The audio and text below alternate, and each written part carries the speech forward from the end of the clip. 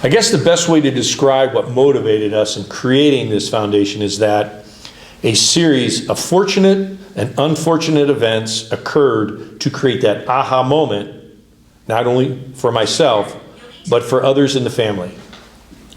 I'm a firm believer that everything in our life happens for a reason, whether or not we understand at that moment why.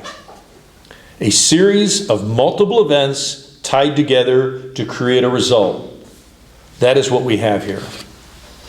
So the story started for me back in February of 23 with my granddaughter Mila's christening. Afterwards, we were sitting around having breakfast. Father Jack mentioned that he was going to Madagascar. Event number 1. I had never been. I've been always intrigued with the missions over there and the country itself, so I had asked if I could go.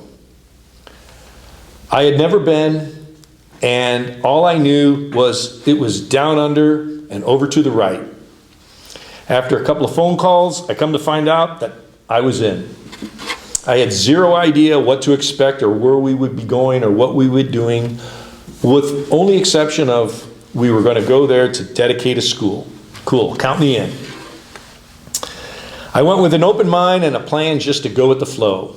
So in April of 23, almost a year ago to the day, we headed over there with 2 other gentlemen besides Father Jack and myself, in which it was John Markowitz and Father John Sullivan, another La Salette priest. The 4 of us traveling from the United States. So we got over there and we were met by a couple of other La Salette priests, in which one of them was Father Jeremy. He's a character. Father Jeremy, acting as our guide, drove us through the countryside, stopping at schools, churches, and villages, not only to hear the history or to see the good work that the missions have done, but also to drop off supplies that John Markowitz brought with him to pass out. John and his wife Sharon were over in Madagascar 3 years earlier, and they saw the need and they remembered the need. So months prior to this trip, John and his wife collected a lot of assorted things that they knew that they would need, and we brought them with us, 4 large suitcases. So from my perspective from this point was that everyone was very appreciative, but unfortunately, with the little that we were able to bring into the country, we were making a very little dent. Event number 2. So we continued our journey across the country. One of the places we stopped was at the handicap center, meeting the dedicated sisters running the facility and many of the patients that they were taking care of. It was here where we dropped off a wheelchair to one of the boys in need. Up to this point, Father Jack was using it to get it into the country with no questions asked. It was amazing, just amazing, the joy that one wheelchair brought not only to the boy, but also the rest of the patients and the staff. So, in talking to Sister who ran the center, I had asked her if there was a need for more wheelchairs. Now, keep in mind that she speaks Malagasy, I speak English, so Father Jeremy is interpreting everything. So it was quite an event, to say the least. So I had asked her if there was a need for more wheelchairs. And she said, oh yes, I could use 20. And I said, well, if you had the money, could you get them? And she said, yeah, I believe we would get them out of Tanzania. I said, okay.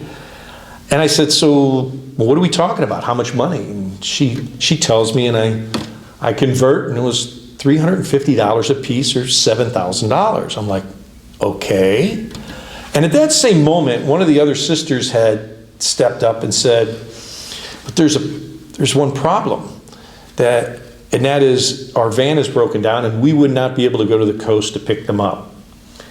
And I said, so what are we talking about getting your van fixed? And in the back of my mind, I'm thinking this is a $10,000 or $15,000 fix. And reluctantly, she says it's $960. So I then continued on to ask the sister who was running the center, I said, what does it cost you to operate here annually, your CapEx? And so to give you a perspective, this handicap center houses about 50 people, and they range anywhere from very young kids to seniors, and they have a varying degree of needing dependence. The handicapped people that live in the center, they're also responsible to take care of about another 200 within a 100-mile radius. So that's 250 people that this center is taking care of. So Sister goes on to tell me that the annual cost to operate there is $35,000. This is when the aha moment happened for me. I could see that a very few dollars in our everyday perspective, that we can make a major difference in other people's lives. Event number 3. That aha moment was the first of many throughout that trip. Up to this point, I was not aware that not only the Handicap Center, but multiple groups' major source of funding was through Bishop Donald. Father Jack spoke earlier about Bishop Donald. And as many of you are already aware of, in May of 22, he came home to celebrate his aunt's 100th birthday with family. And tragically, a month later, he was crossing the road and was hit by an automobile and killed. Event number 4. Uncle Jack's presence in Madagascar was also cut short 30 years ago by cancer. His personal connection to the poor in Madagascar has never ceased. The few $1,000s he would receive from family and friends were far from what Bishop Donald could do, but the impact of those gifts for Madagascar cannot be understated.